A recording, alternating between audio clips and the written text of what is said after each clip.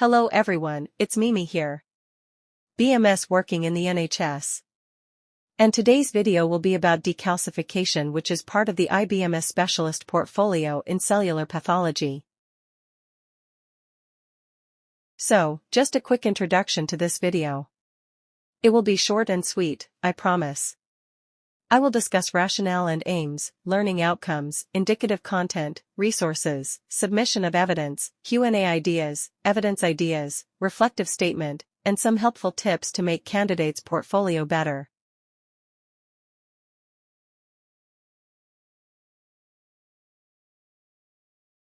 With all that said, I hope you will enjoy the content of my video and I hope you will learn a lot. So let's dive into this submodule. Rationale and aims of this submodule outline the general information and expected knowledge and competence that candidate needs to achieve when this submodule is completed. These are relevant to each submodule. For this submodule, the expectations are that the candidate will be able to handle a range of tissues containing calcium for histological processing, gain a clear understanding of the principles and practice of decalcification and how it can be successfully carried out within the lab, gain knowledge of different decalcifying reagents and their use with different tissue types as well as the safe use and disposal of these reagents.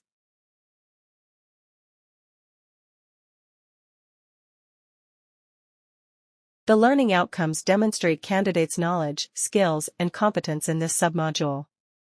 They also include demonstration of the understanding of scientific principles, laboratory procedures, quality assurance, and professional conduct. They allow candidate to work autonomously and solve problems independently. The first learning outcome is, explain the principles of decalcification and the methods available.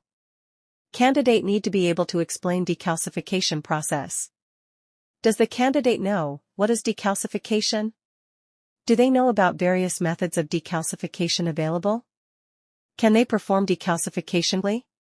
Do they know the principles of various decalcification methods? Candidate could consider principles of decalcification like solubility in acid, chelation, ion exchange, various methods of decalcification like acid-based, chelating agents, electrolytic, microwave-assisted and surface decalcification, factors influencing decalcification like temperature, agitation, concentration, or volume.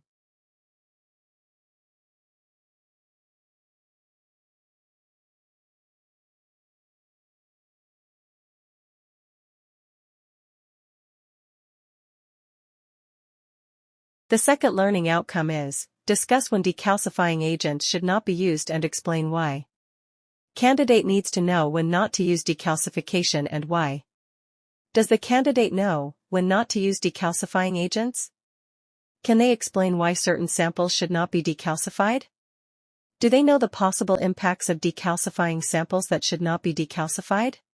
Candidate could consider situations when not to decalcify like non-calcified tissue, samples for molecular testing, samples requiring sensitive staining like HER2, or GROCOT, when detecting microcalcification, unfixed tissue, samples that are very tiny, when assessment of fine cellular detail is required, when calcification diagnostic indicator. They could consider reasons why not to decalcify tissue like degradation of genetic material or protein integrity, morphological distortion, staining interference, loss of antigenicity, loss of diagnostic indicators, incompatibility with further testing, and loss of cellular detail.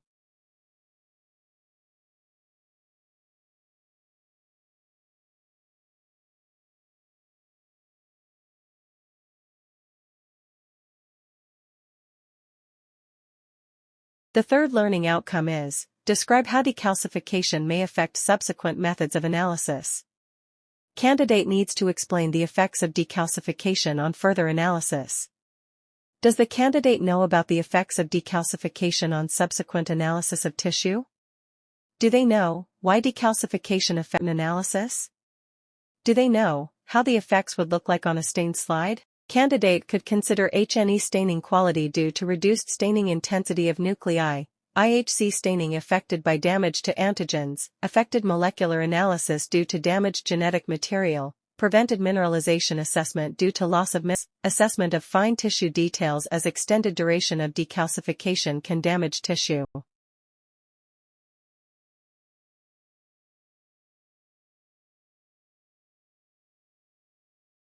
The fourth learning outcome is, demonstrate with examples the preparation, monitoring, and processing of specimens for decalcification, maintaining records and audit trails as appropriate.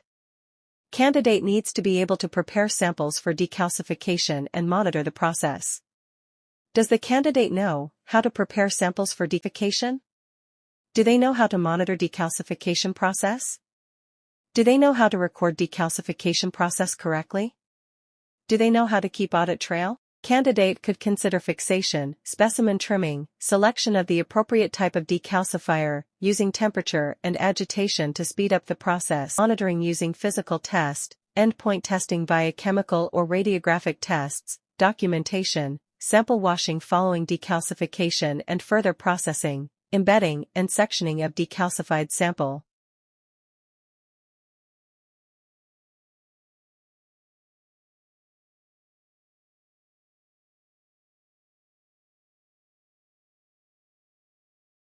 The fifth learning outcome is, demonstrate with examples from practice decalcification procedures on a variety of calcified tissues and explain how to test for completion of decalcification.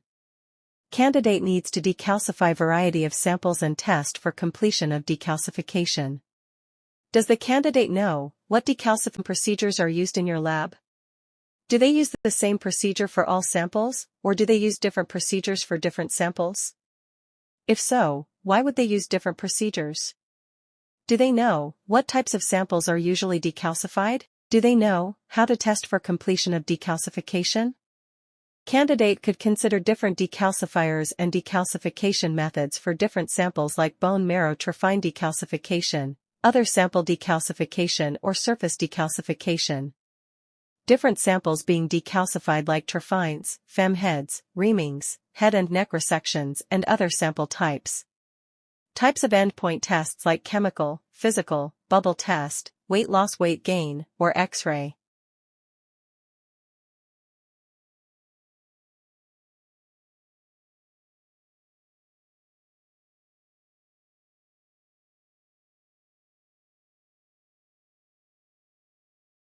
The sixth learning outcome is, discuss the risks and hazards associated with the use and disposal of decalcifying reagents. Candidate needs to discuss risks and hazards associated with decalcification. Does the candidate know what risks and hazards are associated with decalcification? Do they know how to safely dispose of decalcifying agents?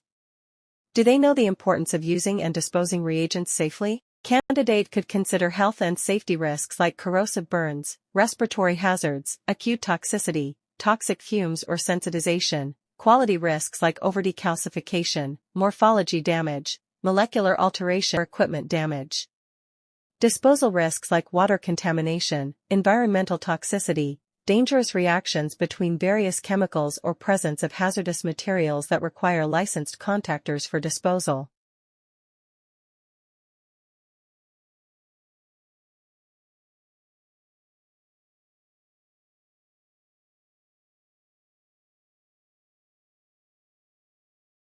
The seventh learning outcome is, demonstrate with examples from practice how to troubleshoot problems which may arise, including root cause analysis as appropriate.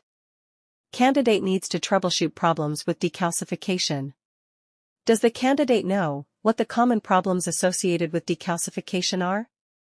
Do they know how to troubleshoot them? Do they know what could be their consequences if not resolved? Candidate could consider problems like poor fixation, incorrect concentration and type of decalcifier, incorrect duration of decalcification, tissue size and tissue damage, reliability of endpoint testing, irregular monitoring of decalcification. Troubleshooting approach like problem identification, data gathering, root cause analysis, corrective and preventive actions, communication, monitoring and documentation.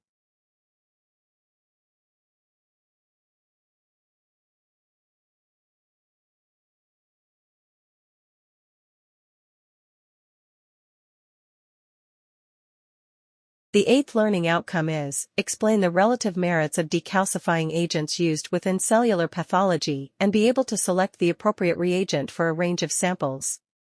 Candidate need to explain merits of decalcifying agents, and used them for various samples. Does the candidate know what reagents can be used as decalcifiers? Do they know when they would use each? Do they know their speed of action and their tissue preservation ability? Do they know what are their effects on subsequent analysis? Candidate could consider different types of decalcifiers like strong and weak acids, chelating agents, ion exchange resins, surface decal reactions, electric current or microwave energy. They could consider various methods they are used for and their properties, mode of action, pros and cons, suitability and compatibility with subsequent analysis, available alternatives, and so on. Those are the 8 learning outcomes candidate has to meet for this submodule.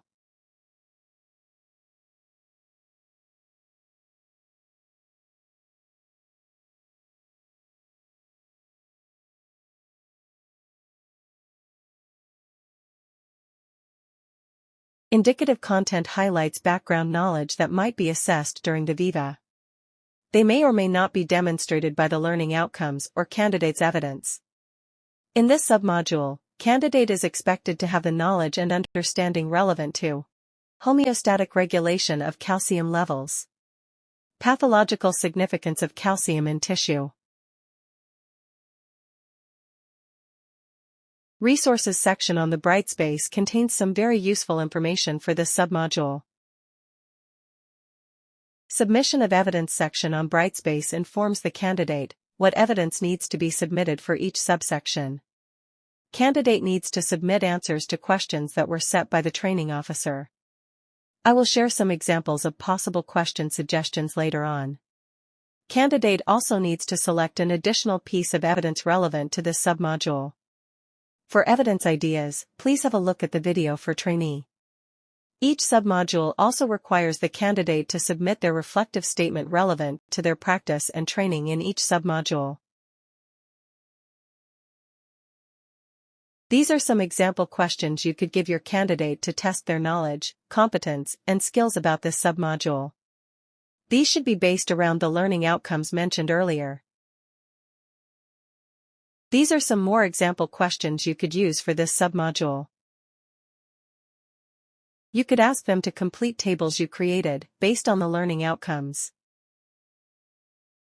Supporting evidence should be selected by the candidate. It needs to be based around the learning outcomes and indicative content, and be relevant for each submodule. The evidence should allow the candidate to demonstrate their specialist knowledge and competence in each submodule. It should be specific and relevant to the candidate's in-house practice.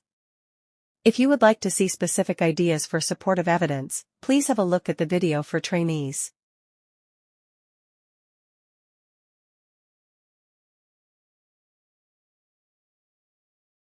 Each submodule also contains reflective statement which is asking the candidate to summarize their role in the lab in the context with each submodule.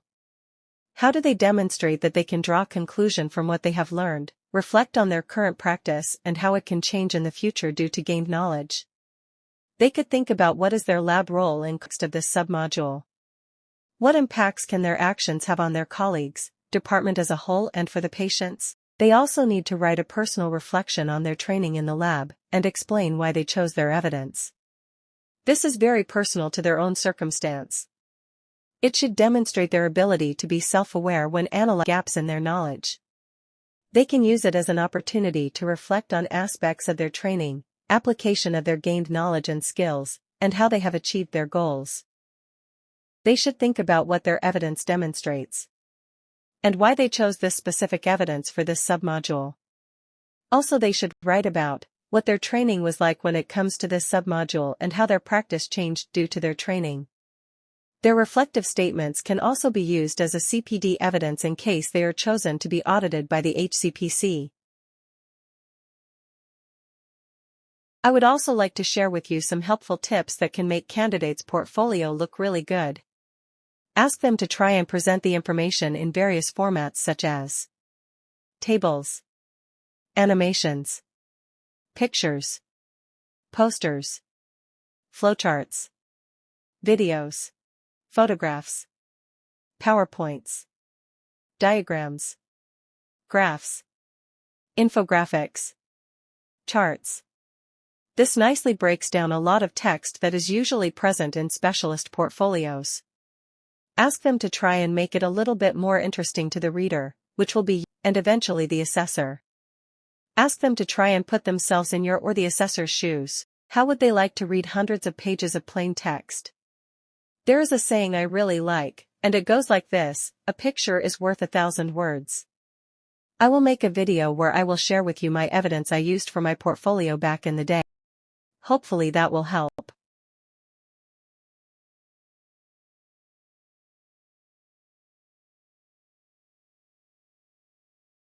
Also ask them to try and use various types of evidence, not just one type, like a case study, for each submodule. They could use experiments, case studies, annotated results, troubleshooting, controls production, annotated images, risk assessments, glossary, training presentation, certificates with reflective statements, nonconformances, validations, verifications, comparisons, ECHA results, annotated audits, kappa or DATIX, Q&A. Ask them to try and bring in their personality. Ask them to think about the ways they like to learn best. If they like experimenting, let them perform experiments. If they like troubleshooting, let them perform troubleshooting. Ask them to choose that demonstrates their specialist understanding, knowledge, and skills, and how they apply this in their practice. And one more thing, ask them to keep the learning outcomes and indicative content in mind when they are selecting their evidence. Learning outcomes that require the candidate to demonstrate something would be ideal for covering with their evidence.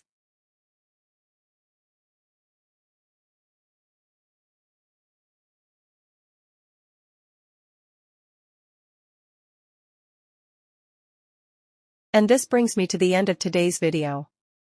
Hopefully you now have a better understanding about the learning requirements for this submodule. And I hope you also have a better idea what questions you can choose to test candidates' knowledge. And my final take-home message? Keep those learning outcomes in mind when selecting questions and guiding the candidate. Bye for now.